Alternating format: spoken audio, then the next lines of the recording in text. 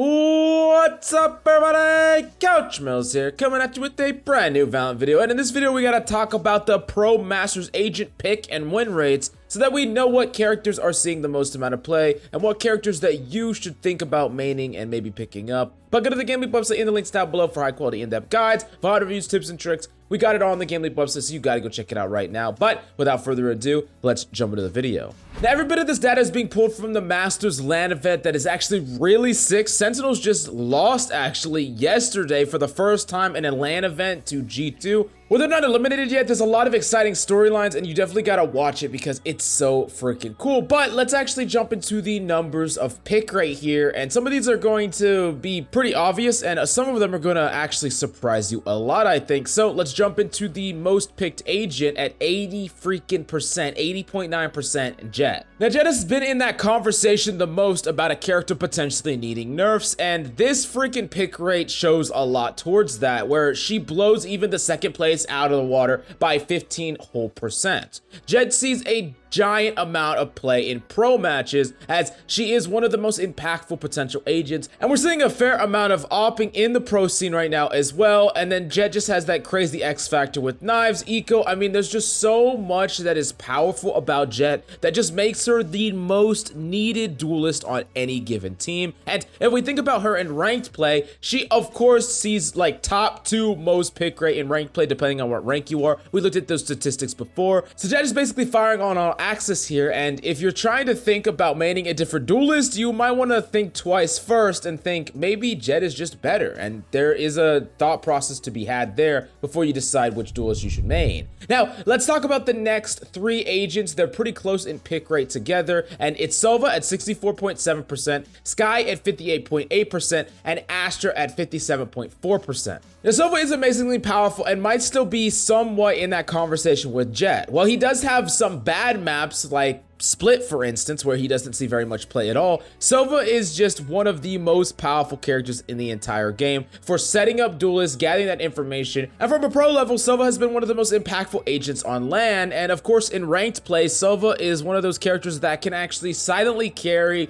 from behind the scenes, not at the top of the leaderboards, but just creating so many positive interactions between his duelist and the enemy's duelist, and good rotations. Sova is just like the perfect all-around agent for those of you who want to play Initiator, but it's actually interesting because Skye is trailing right behind him, and there was a lot of thought that Skye would actually take some of the pick rate from Sova, and while that probably is true to an extent, it seems that they're also working together a lot, where teams are running double Initiator more often than you would think. It looks like the Sentinel and Duelist role are getting a little bit of the shaft here. While Jet is far and away the best duelist, a secondary duelist is not at all necessary when you have the power of a character like Skye and Sova, who perfectly are capable of being aggressive themselves when they need to, or they could just help set up good team rotations or set up their Jet, for instance. Now, that being said, we do gotta talk about Astra, who does have quite a bit of pick rate as well at that 57.4%, and Astra is looking to be the most powerful individual smoke controller, and right next to her buddy and partner in crime, Viper, 48.5%, these two are seeing almost all the controller pick rate. We will talk briefly about Omen and Brimstone at an 8.8% and a 7.4% respectively. Those controllers are seeing absolutely no play, and for a long time we had the conversation like Omen is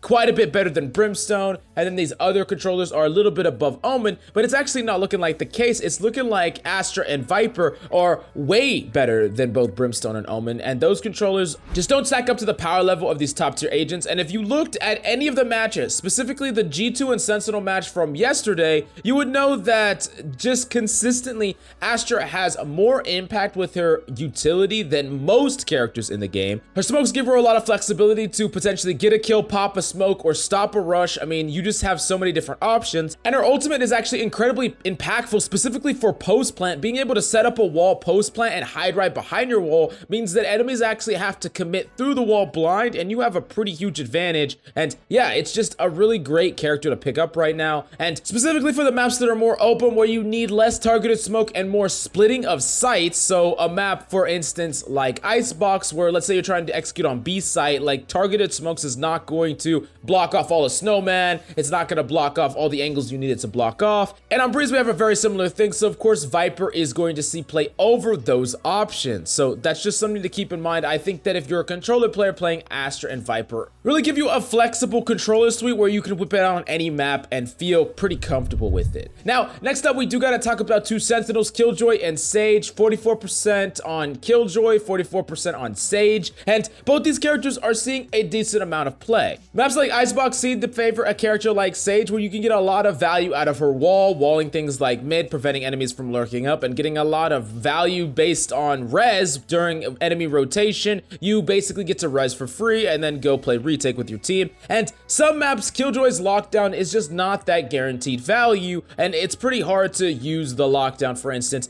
to retake Breeze or something like that. So definitely got to think about how every single aspect of your kit is going to be used on individual maps. I'm going to see this more and more as we see more and more maps introduced that are vastly different from one another. For instance, like Fracture, where some characters are going to thrive on some maps and some characters are just not going to see any play on some maps. And it might end up being the case where a lot of characters are not seeing that much pick rate overall, even if on some maps they're like the slam dunk best pick. Now, next two we got to talk about is Raze and Reyna. 30.9% on Raze, 23.5% on Reyna. It's actually interesting how Raze has fallen so much, but remember, her pick rate in some way is being cut by a character like Skye, who's eating up a lot of that pick rate, and some teams are actually preferring that Reyna over that Raze. Raze is kind of like a flex pick, and different players are playing on it depending on personal preference. So it's probably going to be the same for you in your ranked games. Of course, Reyna does have that leg up because she's just like a completely dominant in ranked play. We see that from her pick rate and her win rate.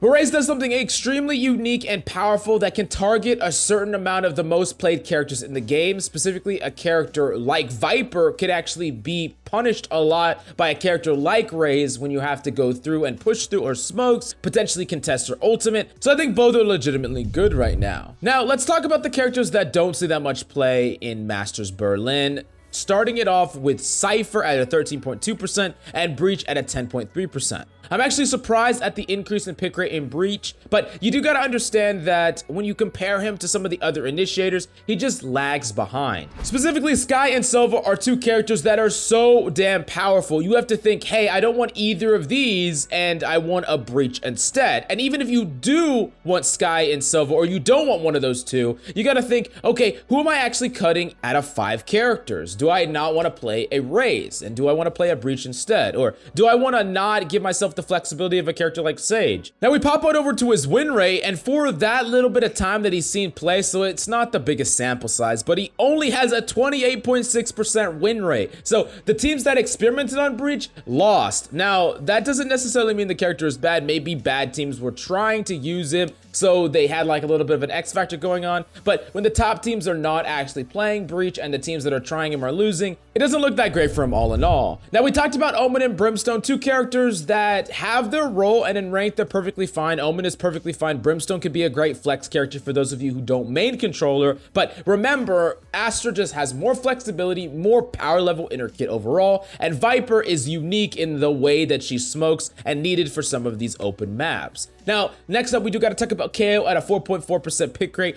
Basically nothing at this point, very, very little pick rate, and basically is just going to be the bottom tier for initiators. I basically already said everything I need to say about KO when I talked about Breach, and yeah, I mean, Sova and Skye are just too damn good for these characters to ever see played down here. And then Phoenix is an interesting one at a 2.9% pick rate. Now, Phoenix is a really great character, and a lot of people love to main him, love to play him in ranked. We got your boy Phoenix in the comment section already talking about, what the hell, why is my agent at the bottom of the barrel? But we talked about this before, and it's gonna be incredibly true the more the pro scene develops. Phoenix is a character that I would call a jack of all trades, where he has a kit that can deal with a lot of different problems, right? He has a heal for a little bit of self-sustain. He has an AoE to get people out of cubbies. He can block off the LOS with his flame flame wall. So if he doesn't have a controller, if he's last one alive, if he has only one other person that doesn't have a smoking ability left alive, he can still create space on point, and he has an information gathering entry ability as an ultimate. I mean, there's a lot to like about him, but those abilities all play better when you're playing ranked. They don't play necessarily great when you are playing 5 agents where you're trying to play the most powerful agents and then play them the best, and each an individual person is trying to just be the best tool in a 5-man squad. While Phoenix can pick up the slack of a lot of your other teammates, the idea is you don't have to pick up the slack, right? Instead of having a Phoenix that can pick up the slack for a team, you're instead playing Jet and you're popping the fuck off, right? So that is kind of the argument there, and I do think that Phoenix is a character that I'm perfectly fine with him seeing just a little bit of pick rate in the pro scene, as long as he has a healthy amount of pick rate, which currently he does. That might change in the ranked scene, but definitely let me know down below. Do you think Phoenix needs buffs? Would you like to see Phoenix buffs? I want to know your opinion about all that and why. And then last but certainly not least, we have Yoru, who has a 0% pick rate, and no matter where I talk about this guy, I get flamed. Like, I say that he's actually pretty good. You say, hey, don't say he's good. He needs a rework. He needs a buff.